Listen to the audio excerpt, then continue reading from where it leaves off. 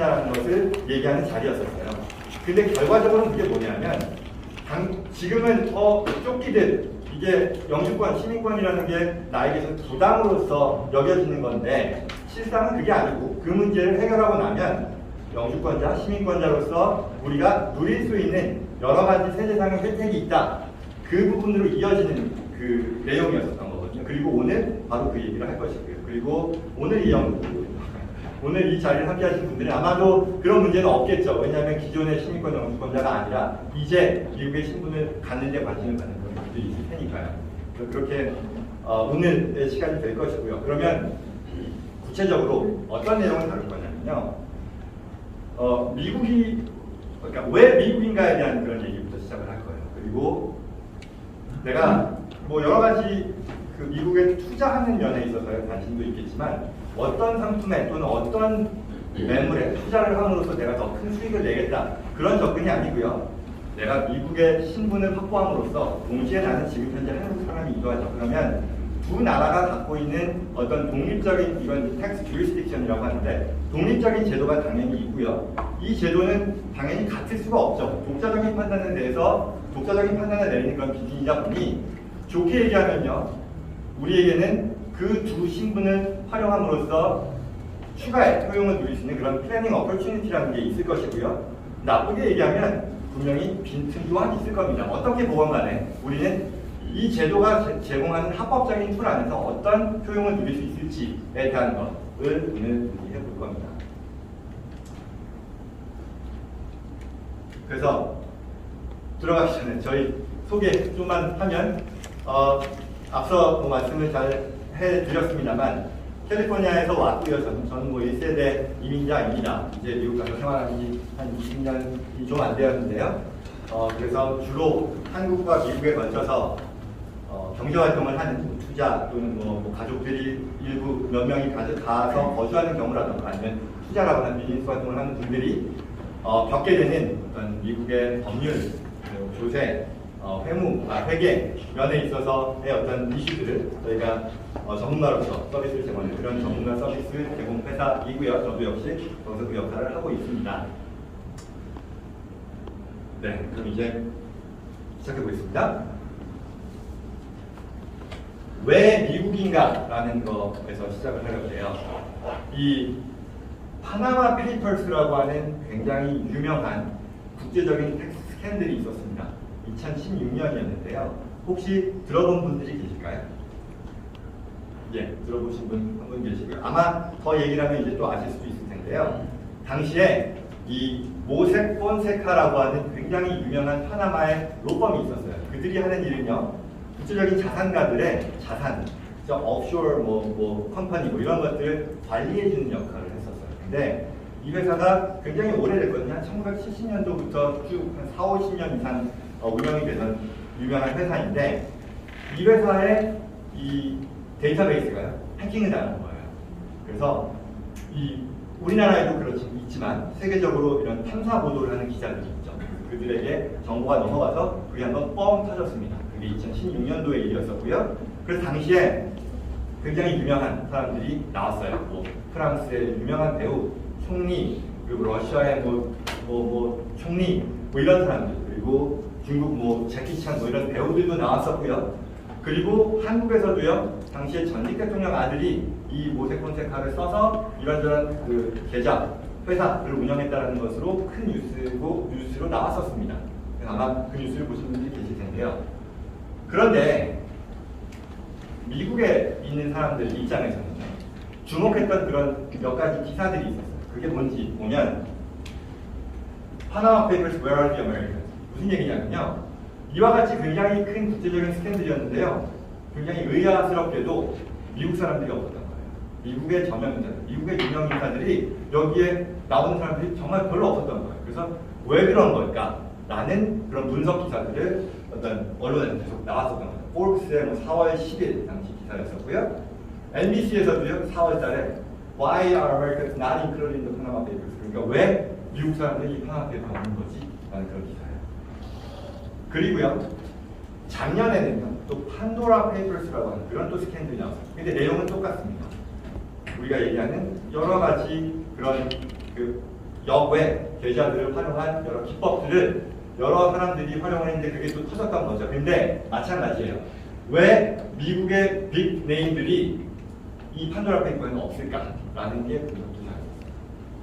그러면 이에 대해서 생각할 수 있는 것이 미국 사람들은 청교도적인 정신이 아주 투철해서 세금을 안 내는 거에 관심이 없어서 그냥 나가기 때문이다 라고 생각하지는 않겠죠. 그런 건 아닙니다. 당연히 그럴 리가 없고, 이와 같은 아티클에서의 전문가들, 이 세법을 전문으로 하고 이런 쪽의 전문가라는 사람들의 의견은 뭐였냐면, 그리고 저도 역시 그 중에 한 명으로서 동의하는 부분은 미국이라는 나라 자체가 굉장히 큰 조세 피난처의 역할을 한다라는 거죠.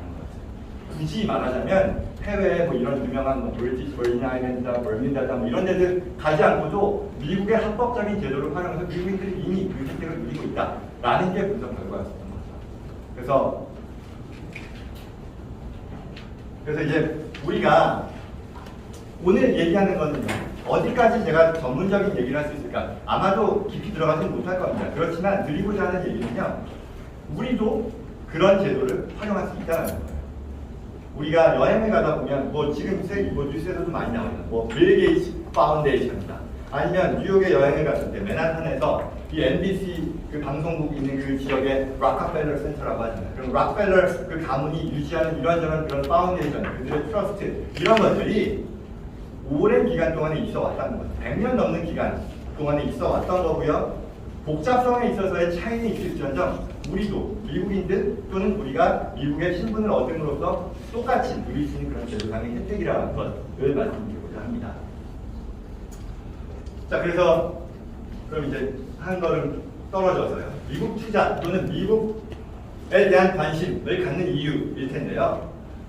첫 번째는요, 달러 장난이죠. 우리가 어떤 투자에 대한 관심이 있는데 결국 미국 자산이 주는 어떤 안정성에 대한 부분, 그리고 더 나아가서 수익성에 대한 부분도 있잖아요. 안정성이라는 건 뭐 말할 필요도 없을 것이고, 수익성에 대한 부분은 우리가 쉽게 생각했을 때 하이 리스크 하이 리턴이라고 하는데, 실상은 특히 지난 몇 년을 놓고 봐도 결국은 잘 되는 곳은 더 잘 되고 점점 더 이렇게 양극화가 되잖아요. 그리고 그 선두 그룹에 미국이 있다는 것은 뭐 자명한 것이고요.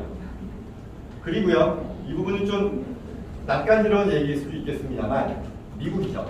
이게 어떤 세계상의 혜택을 제공하는 나라들 중에는요, 뭐 뉴질랜드 가면 전혀 안 내도 된다더라, 아니면 홍콩, 싱가포르에는 뭐가 있다더라, 필리핀에는 뭐가 있다더라 이런 얘기를 하지만 저는 그건 잘 모르겠습니다. 그렇지만 여기 있는 분들 모두 미국에 대한 관심이 있어요. 왜? 미국이 1등 국가니까요.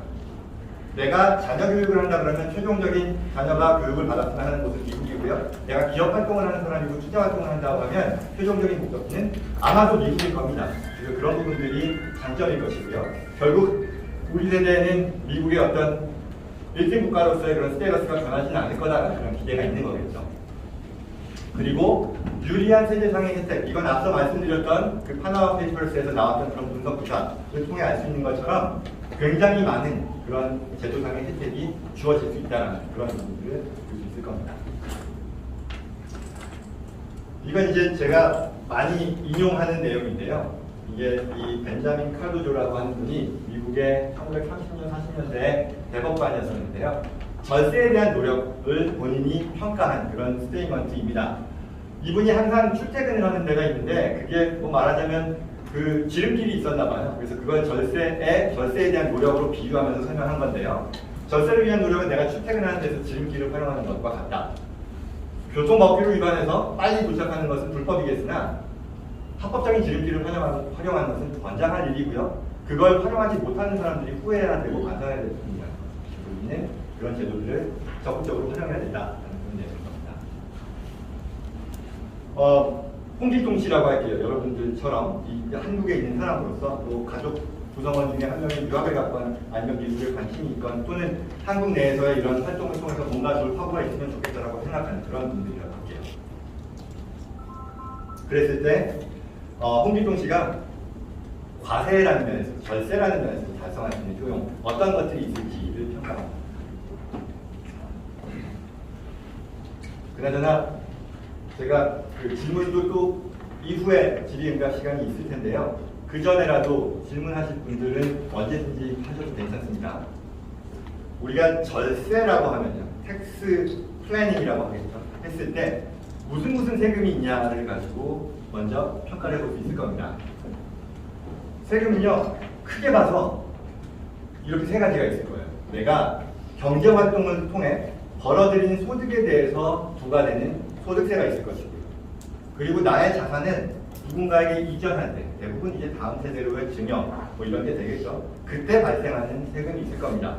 그리고 또 나머지로서 내가 가지고 있는 자산에 대해서 부과받는 세금도 있을 텐데, 이 재산세에 대한 부분은 사실 플래닝의 여지가 그다지 없겠죠. 왜냐하면 뭐 정해진 가치라는 것은 정해져 있는 거고, 거기에 기계적으로 적용되는 세율이다 보니 이건 뭐 어쩔 수 없는 그런 부분일 텐데, 결국 우리는 이 두 가지에 대해서 어떻게 하면 추가의 효용을 누릴 수 있겠느냐를 검토하게 될 겁니다. 그래서 지금은요, 한국인이잖아요. 그런데 내가 미국의 신분을 확보하게 되면 어떤 추가의 혜택을 누릴 수 있을지에 대한 그런 얘기입니다. 그랬을 때 먼저 증여상속세 제도를 간단하게만 한번 살펴볼게요. 한국은요, 미국을 먼저 해요. 미국은 증여를 하는 데 있어서요, 증여세를 부담하는 주체가 증여자입니다. 오너라고 하죠. 그리고 만약에 증여를 해주는 사람이 미국의 세법상 거주자가 된다고 하면 내가 어디에서 그 증여 행위를 하건 무관하게 미국 정부는 과세의 권한을 갖게 됩니다.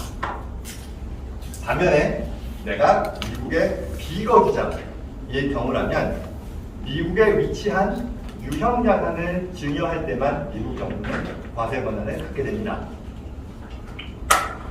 그리고 주지할 만한 특별한 사항으로서 라이프타임 익셈션이라고 하는 그런 컨셉이 있어요. 무슨 얘기냐면 내가 증여자가 미국인으로서, 미국 거주자로서 평생에 걸쳐서 증여 상속세 없이 내가 누적해서 증여할 수 있는 또는 상속할 수 있는 금액이 있는데요. 그 라이프타임 익셈션이라고 하고요. 12밀리언이 넘습니다. 지금 매년 이 세법의 변경 그리고 또 인플레이션들을 감안해서 이 금액이 변동은 있습니다만 2025년까지 지금 유효한 것은 1,200만 불이에요. 그러면 이게 우리나라 돈으로는 뭐 140억이 넘는 금액이겠죠. 그리고 중요한 것은 이게 도너 1인당이에요. 그러면 우리가 일반적인 가정을 놓고 보면 뭐 엄마, 아빠 있는 거잖아요. 그때 이게 2배가 되는 거죠. 그러면 한 가구당 평생에 걸쳐 증여 상속세 없이 넘길 수 있는 금액이 2,400만 불. 그죠? 네, 그래서 뭐 250억, 300억이 넘는 그런 금액을 활용할 수 있다는 그런 내용이 되겠죠. 그리고 한국은요, 뭐 저는 한국의 변호사는 아닙니다. 그러나 뭐 서당계로서 이 정도의 얘기는 할 수 있는데요. 수증자, 받는 사람이 세금을 내죠. 그리고 아마도 여기 한국의 그 법 전문 뭐 변호사님들, 뭐 세무사님들 계신 걸로 아는데요. 언제든지 의견 주셔도 좋겠습니다. 그리고요, 수증자인데 받는 사람이 한국 사람이면 어디에서 증여를 받건 한국 정부는 과세 권한을 갖는다고 합니다. 그리고 그렇지 않은 비거주자, 수증자가 비거주자의 경우에는 한국 내 위치한 자산의 증여에 대해서 과세된다고 합니다. 유형자산은 아닌 걸로 아는데, 예, 그리고 공제 이런 규정들이 있는 거죠. 그러면 결국 우리가 이미 복잡해졌어요. 이걸 다 이해하고 이대로 어떻게 분석해보자 그런 취지가 아니에요.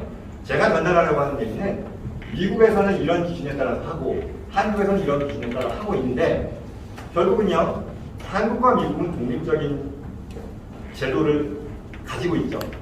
그래서 만약에 내가 미국에서 이와 같이 간주된다 해서 한국에서 반드시 이 제도를 따라서 한국법을 적용한다라고 볼 수는 없을 겁니다. 무슨 얘기냐면 내가 미국에서 증여자 또는 거주자로서 이렇게 누릴 수 있는 혜택에 대해서 그 자체로 한국에서 그걸 인정하거나 부인하는 게 아니라 독립적인 기준에 따라 판단한다는 것이고, 그 말은 이게 어떻게 컨비네이션이 되느냐에 따라 나는 가장 유리한 상황을 누릴 수도 있을 것이고요. 그 말은 양국에서 과세를 피하는 또는 최소화하는 그런 상황을 만들 수도 있을 것이고요. 그게 아니라 이거 월스트죠. 내가 아무런 생각도 안 하고 그냥 진행했을 때에는 최악의 경우는 양쪽에서 하나의 거래에 대해서 2번 과세를 받는 그런 상황도 있을 겁니다. 당연히 우리가 의도하는 것은 최악의 상황을 피하고 최선의 상황으로 가려는 그런 노력이겠죠. 그래서 뭐 고려 가능한 시나리오라고 했는데 이건 하나하나 다 보지는 않겠습니다. 몇 가지만 볼게요. 증여자 미국, 수증자 미국, 자산 미국. 이게 아마 첫 번째 시나리오로서 우리가 가장 일반적으로 생각할 수 있는 그런 상황일 거예요. 무슨 얘기냐면 홍길동 씨가 영주권을 받아서요 이제 이전하는 그런 상황을 말합니다. 그러면 이전을 함으로써 이 증여자 퍼스트 제너레이션이 되겠죠. 증여자는 이제 미국인으로서의 신분을 확보하겠죠. 그리고 내가 영주권을 받고 이주했으니 대부분의 자산 또한 가져가게 될 겁니다. 그리고 가족들이 다 같이 자산을 가져가게 될 겁니다. 그리고 같이 이주를 했으니 수증자 역시도 미국 사람으로서의 신분을 확보하게 되겠죠. 그렇게 되면 어떻게 될까요? 자, 먼저 한국을 따져보죠. 한국은요 뭐라고 했냐면 수증자의 입장에서 수증자가 거주자의 경우, 한국의 거주자의 경우에는 과세가 무조건 되고요. 자산의 위치와 상관없이. 반면에 수증자가 한국인이 아닐 경우에는 한국의 비거주자가 되면 한국에 위치한 자산의 증여에 대해서만 한국 정부는 과세 권한을 갖는다고 했습니다. 여기서요 수증자가요 미국이죠. 따라서 월드와이드가 아니고요. 한국에 위치한 자산에 대해서만 과세 권한을 가질 겁니다. 그런데 자산은 미국에 있어요. 따라서 한국에서는 비과세 되겠죠. 미국을 볼까요? 그럼 미국에서는 증여자가 만약 미국 사람이면 월드와이드 트랜스퍼라고 했죠. 전 세계에서 벌어지는 그런 증여에 대해서 미국 정부는 과세 권한을 갖는다고 했습니다. 그리고 자산의 위치는 볼 필요도 없겠죠. 따라서 이거는 미국에서 과세가 되는 거예요. 그러나 앞서 제가 뭐라고 말씀드렸죠? 1200만 불의 라이프타임 익센션을 활용할 수 있다는 거예요. 그래서 실질적으로는요, 그 자산의 그 규모가 뭐 250억, 300억이 넘는 그런 상황이 아니라 그러면 이와 같은 가장 우리가 쉽게 생각할 수 있는 영주권을 받아서 이주하는 경우에 누릴 수 있는 혜택으로서 실질적으로 증여세 부담 없이 최대 뭐 2,400만 원, 2,500만 원까지 다음 세대를 넘길 수 있다는 그런 혜택이 되겠죠. 그러면 이제 세 번째 것도 한번 보면 이건 뭐냐면 이 영주권을 안 받았거나 아니면 받았는데 미국에 가지는 않은 거예요. 여기 있는 그런 경우를 말하는 그런 경우도 있을 수 있겠죠. 그랬을 때에는 그리고 또 이제 자산도 현재 여기 있는 거예요. 근데 자녀들은 뭐 유학을 가거나 아니면 뭐 유학 이후에 자리를 잡거나 그런 경우도 충분히 있잖아요. 그런 분들이 있을 경우에 어떻게 해당이 되느냐인데 이거는요.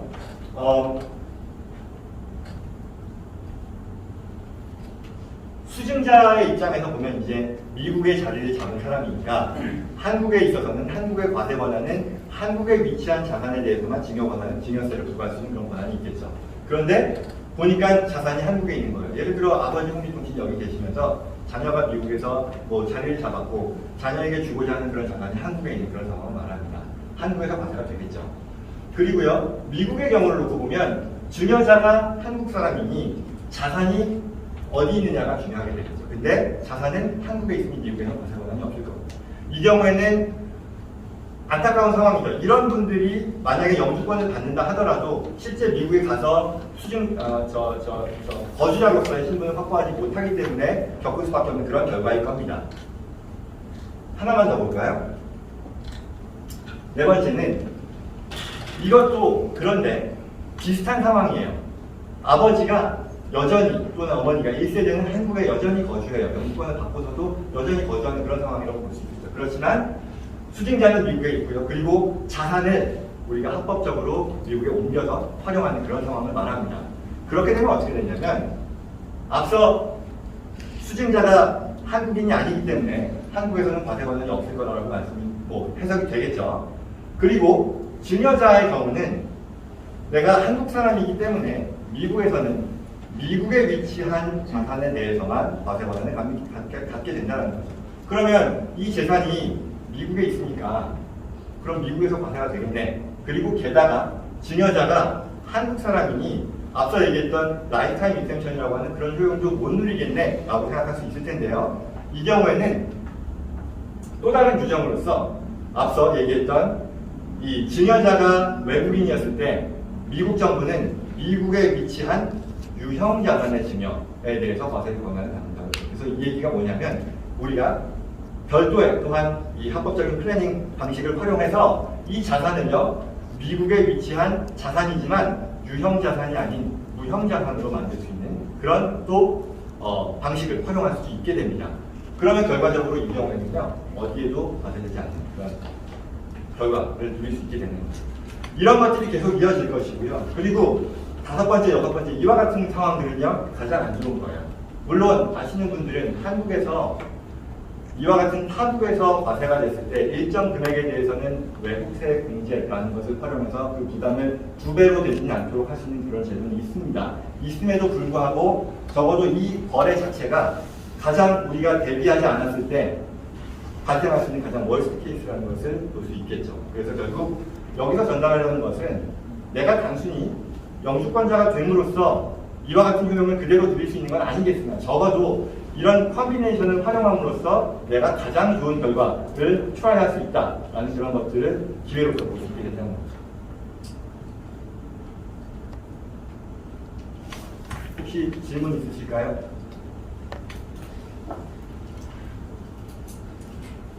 자, 그 다음에는요. 이게 증여상속세에 대한 부분이었어요. 내가 영주권자로서 영주권을 취득하고 그 이후에 어떻게 하는지에 따라서 내 자산을 다음 세대로 이전하는 데 있어서 누릴 수 있는 그 기회에 대한 점이었던 거죠. 자, 그럼 이제 소득세에 대한 부분도 말씀을 드릴 텐데요. 마찬가지입니다. 거주자냐, 그렇지 않느냐에 따라서 두 나라는요, 독자적으로 판단을 하게 됩니다. 그래서 미국도 만약에 거주자면 월드와이드 인컴 텍스라고 해서 어디에서 소득이 발생하건 간에 과세 권한을 갖는다고 하고요. 그리고 비거주자의 경우에는 미국 내 원천 소득. 한국도 마찬가지입니다. 한국도 거주자, 한국법에 따른 거주자를 말하는 거죠. 그랬을 때 전 세계 소득에 대해 과세하고, 그렇지 않은 비거주자는 한국 내 원천 소득에 대해서만 과세합니다. 그리고 거주자를 구분하는 기준이 미국에서는요, 3가지 조건이 있는데요. 하나는 시민권자, 그리고 시민권자면 무조건 미국에 거주하고 보고요. 그리고 영주권자가 되면 우리처럼 지금 EB5나 이런 프로그램을 통해서 영주권자가 되면 기본적으로는 거주자로 보지만 예외적으로 거주자가 안 되는 방법도 있습니다. 이건 뒤이어 설명드릴게요. 그리고 그 밖에 시민권자도 아니고 영주권자도 아니면서 183일 이상 미국에 체류할 경우에 역시 세법상 거주자가 된다고 합니다. 한국은 이에 반해요. 좀 더 일반법적으로는 더 단순합니다. 단순히 183일로 따지지만 그 밑에 여러 가지 예외 규정이 있는 것으로 알고 있습니다. 자, 우리가 잠깐 스텝백해서 정리를 하면 미국의 신분을 확보함으로써 얻을 수 있는 세제상의 어떤 가능성, 혜택을 누리는 가능성, 그리고 그게 첫 번째 증여상속세에 대한 부분. 그리고 가장 좋은 것은 아주 단순하게 보더라도 미국의 세법상 거주자가 됨으로써 라이프타임 익셈션을 우리는 누릴 수 있다는 그것만으로도 충분히 이해가 되셨을 거예요. 그런데 소득세도요. 이렇게 한번 보죠. 제가 지금 드리려고 하는 얘기는 여러 가지 가능성이 열릴 수 있다는 거예요. 뭐냐면 스타벅스의 저세 방식이라고 하는데 스타벅스가 그렇다는 건 아닙니다. 그런데 우리가 많은 경우 이 굉장히 심플하지만 이런 큰 효용이 나올 수 있구나라는 것을 이 스타벅스의 사례를 통해서 알 수 있다는 건데요. 뉴스를 보면 스타벅스가 또는 아마존이 아니면 애플이 구글이 요즘에 구글세 이런 얘기도 많이 나왔잖아요. 그럼 이게 굉장히 복잡하고 뭔가 대단한 것 같지만 그렇지 않아요. 그 심플 코어 컨셉이라는 거는 충분히 이해하기 어렵지 않은 건데 그걸 제가 설명드리려고 합니다. 스타벅스 커피 회사가요. 예를 들어 콜롬비아에서 커피를 사요. 그리고 미국 회사입니다. 그리고 최종적인 소비자한테 커피를 만들어서 파는 거예요. 그런데 원두가요 10불이라고 할게요. 콜롬비아에서. 그리고 이걸 최종적으로 커피 회사로서 만들어서 팔 때에는 110불에 판다라고 할게요. 그러면 이 스타벅스라고 하는 회사가 실현하는 소득은 얼마가 될까요? 100불이잖아요. 그리고 미국의 소득세가 예를 들어 30%라고 할게요. 그러면 이 회사는 본인 그 회사의 비즈니스를 통해서 얻은 소득 100불에 대해서 세금을 30불 낼 거예요. 그리고 이 회사가 최종적으로 리얼라이즈하는 순이익은 70불이 될 겁니다. 그렇죠? 그런데 만약에 이 회사가 콜롬비아에 본인의 자회사를 세워서, 이건 사실 이 스타벅스라고 하는 것이 법인은 얘기하지만 그게 아니라 내가 개인이 될 수 있는 거예요. 어떤 관계사를 세워서요, 여기에서 커피를 사게 하고요, 그 커피를 내가 미국에서 사는 그런 거래를 만든다고 보죠. 그리고 결과적으로 최종 거래는 똑같아요. 내가 어떤 생산자로부터 10불에 사서 110불에 판단하는 것은 똑같아요. 그런데 이제는 어떻게 상황이 바뀌냐면요, 10불에 사서 이 스타벅스의 콜롬비아 관계사는 이 스타벅스의 미국 관계사에 파는 것을요, 극단적으로 110불에 판다라고 하죠. 그리고 스타벅스는 돌아서서 그걸 소비자에 얼마 똑같이 110불에 팔겠죠. 그건 이제 시장 가격이니까 내가 컨트롤할 수가 없는 거잖아요.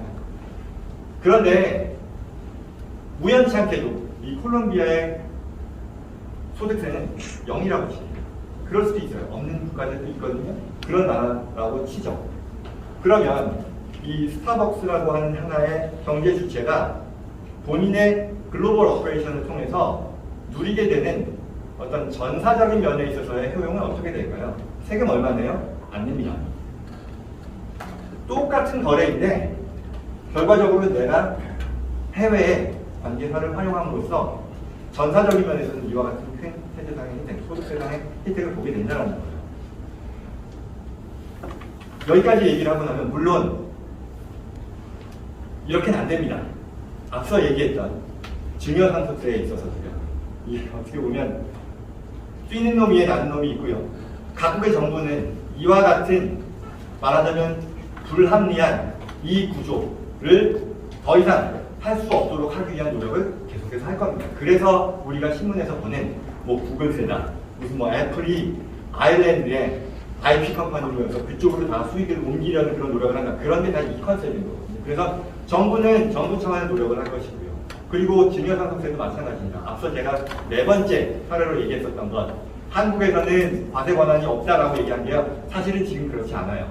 원래는 2015년 16년까지만 해도요, 그게 어베일러블한 방법이었지만 그 이후에 한국의 법이 바뀌어서 그와 같은 거래에서요, 만약에 수증자가 이 특수관계인으로서 받는 사람이라면 그게 외국에서 벌어지는, 그리고 외국에 위치한 자산이라 하더라도 한국 정부는 과세 권한을 갖는다라는 법이 생겼어요. 결국 우리가 얘기하려는 것은 적어도 그와 같은 노력이 계속 이어지면서 우리는 합법적으로 누릴 수 있는 혜택을 그 제도가 허락하는 한 계속해서 누려야 된다는 그런 얘기를 하는 겁니다. 제가 좀 많이 빨리 했나요?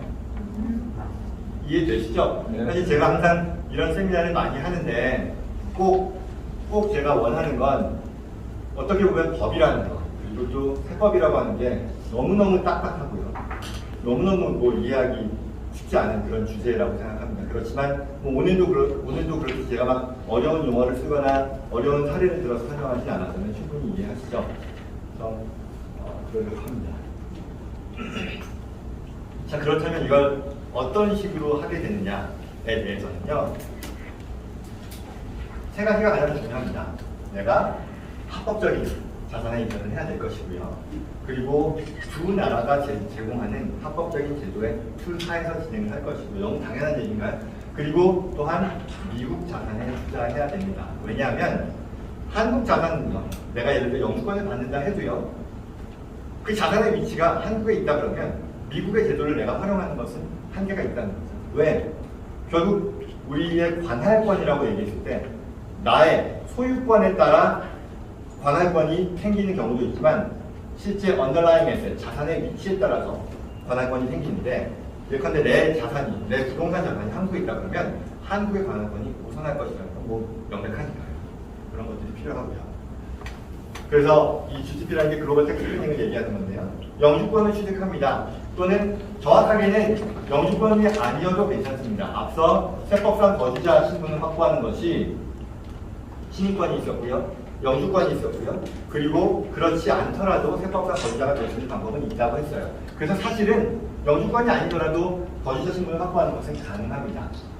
그리고 이후에 앞서 제가 그 신문 기사에서 그걸 읽어드린다는 걸 깜빡했는데, 나오는 게 미국 자체가 굉장히 유리한 조세를 피할 수 있는 그런 제도를 제공하는데 그 중에서도 와이오밍, 델라웨어, 네바다, 뭐 사우스 다코타 이런 지역들이 있어요. 그래서 그 지역에서 여러 가지 법인들, 트러스트 그리고 앞서 얘기했던 뭐 락펠러 파운데이션과 같은 패밀리 파운데이션을 설립하게 되고요. 그리고 이와 같은 설립된 법인, 트러스트를 통해 미국 내 투자를 일으키고요. 그걸 통해 캐시플로우를 만들어냅니다.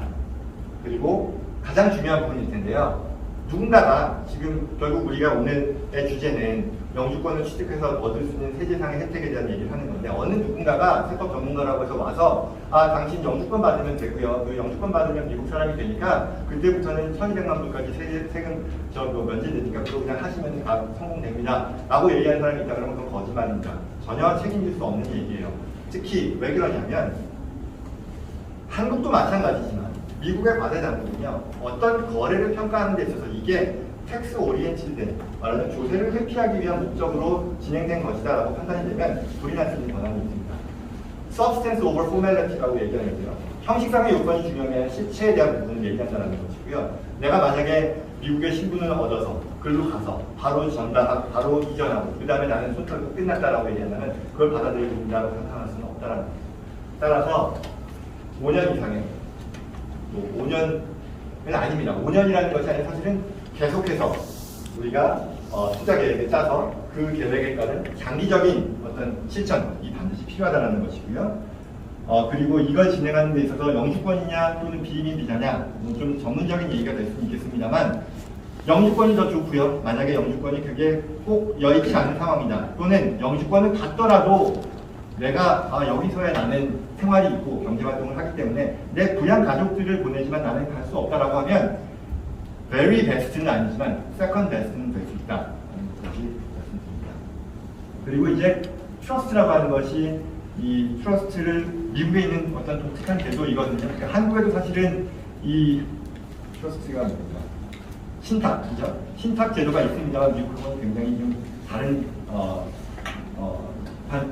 다른 개념이라고 이해하고 있고요. 그래서 트러스티를 통해서 이와 같은 미국의 영주권을 받고 신분상의 어떤 내 스테러스를 확보하는 것과 독립적으로 별개로 이 트러스트를 통한 관리를 계속해서 이어가고요. 그 관리인으로서 트러스티를 선정하게 됩니다. 일단 큰 틀에서 말씀을 드렸는데 그 밖에도요. 제가 사실 뭐 유튜브 영상으로 많이 만들고 있는데 미국인으로서 또는 미국의 어떤 실체를 갖고 있는 비즈니스 주체로서 누릴 수 있는 여러 가지 이 제도상의 혜택들이 있어요. 지금은 한국에 있는 한국인이기 때문에 그쪽에 대해서 활용할 수 있는 여지는 없겠죠. 그 중에는 소득세를 줄이기 위한 파운데이션도 있을 수 있을 거고요.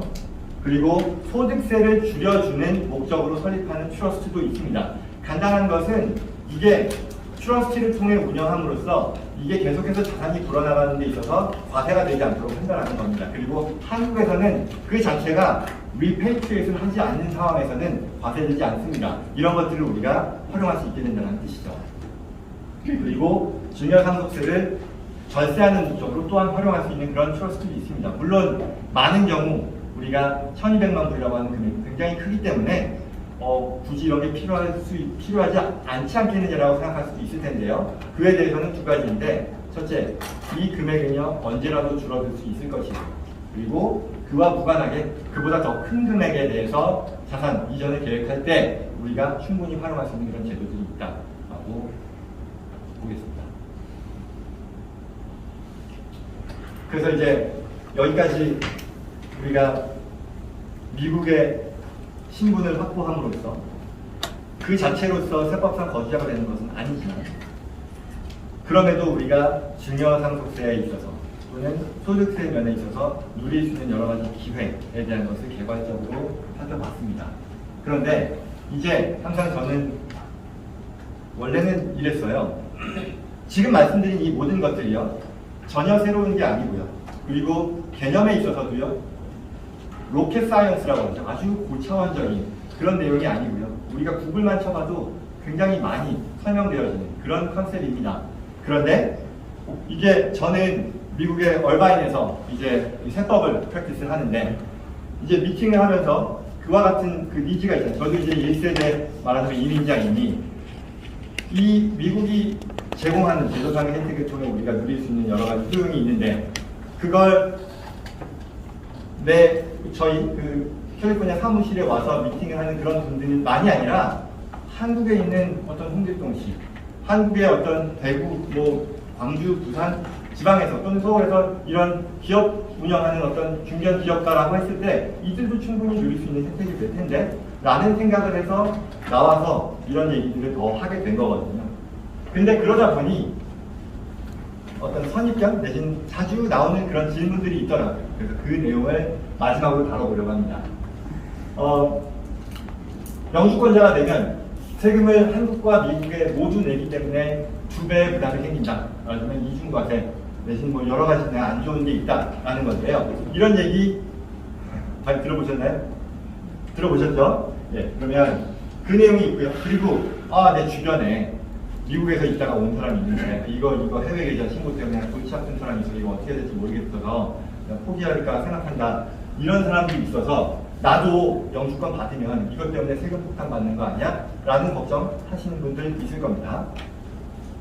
그리고 사실 세 번째는 이미 말씀을 드렸던 부분이지만 이건 특히 이 125를 소개하는 그런 자리에서 이런 내용을 그냥 슬쩍 들어가서 우리가 영주권자가 되면 누릴 수 있는 혜택이다라고 얘기되는 경우를 제가 종종 봤는데요. 앞서 말씀드린 것처럼 영주권자가 되면 내가 이런 혜택을 똑같이 누릴 수 있다. 그러니 쉽게 증여세 혜택을 본다라는 얘기인데 첫 번째는요. 첫 번째는 먼저 보죠. 영주권자, 신유권자가 되면 세금을 2배로 내느냐.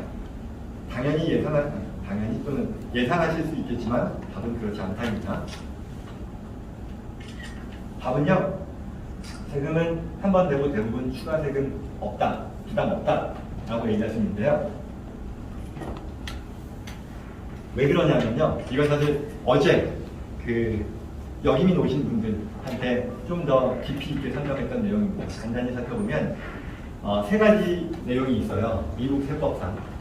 하나는 장기 체류, 해외, 한국에 장기 체류하는 분들이 누릴 수 있는 세제상의 혜택이고요.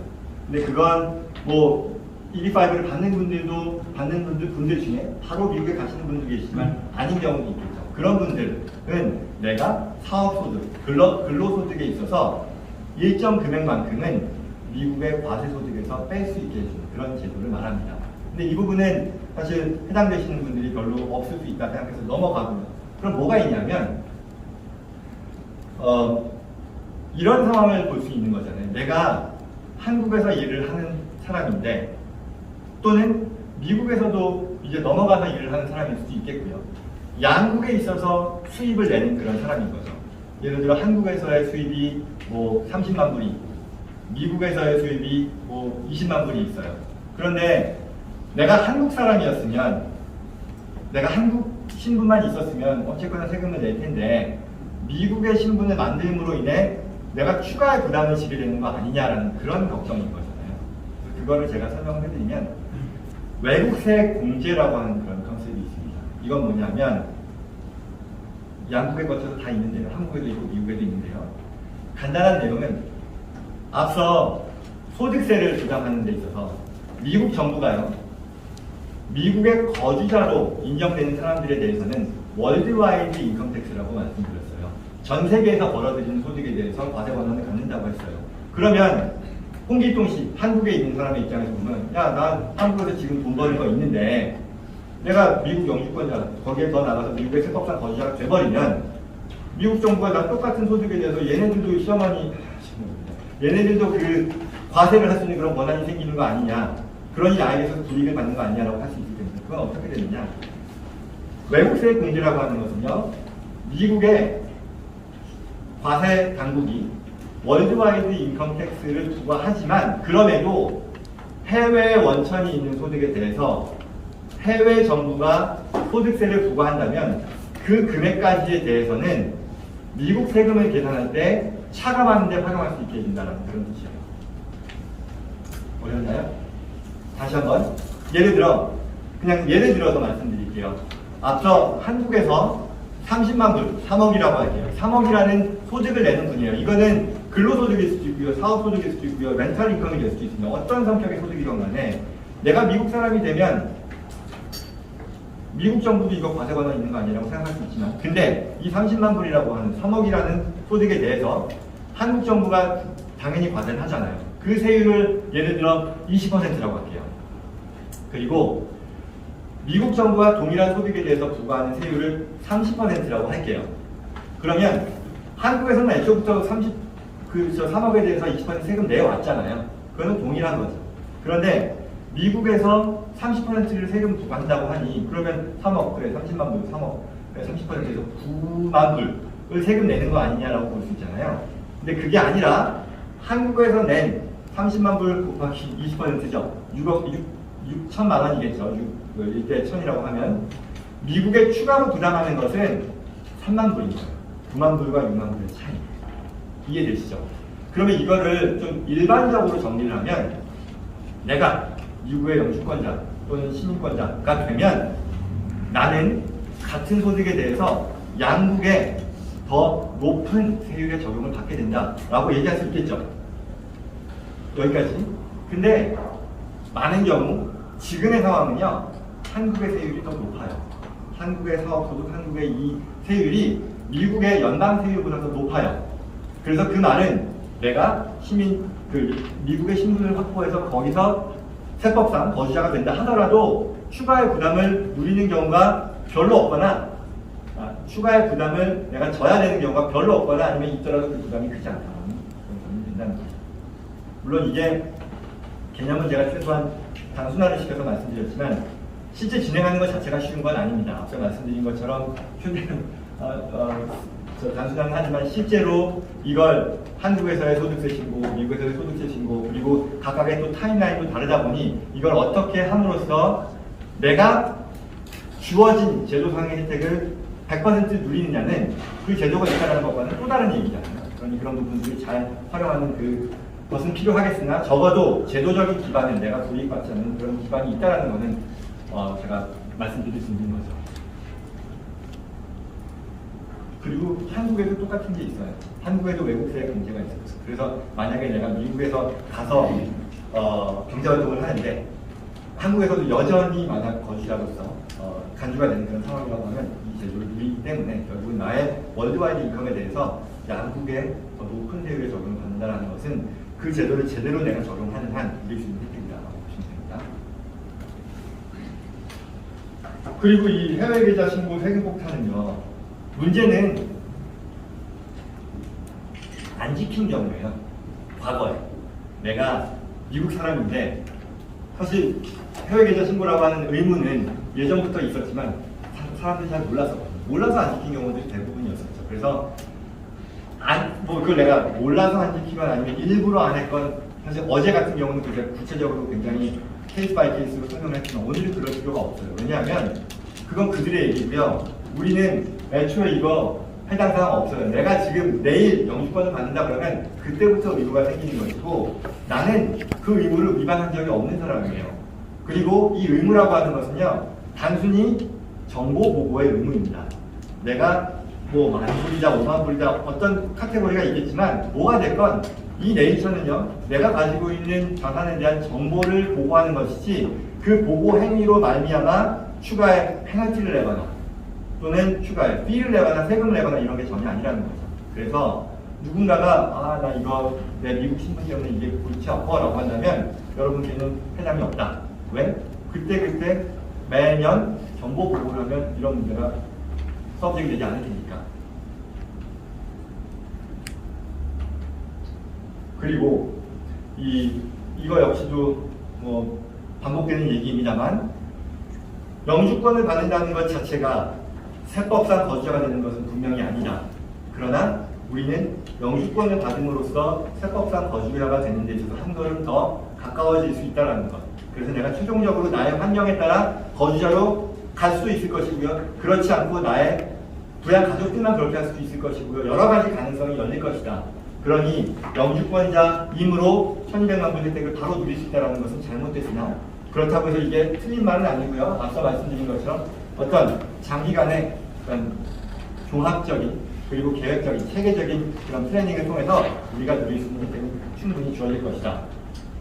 가 세 번째 내용. 부수입원의 그 형태를 이게 법인 형태로 하는 게 더 나은지 아니면 그냥 개인들이 해야 되지 않은지.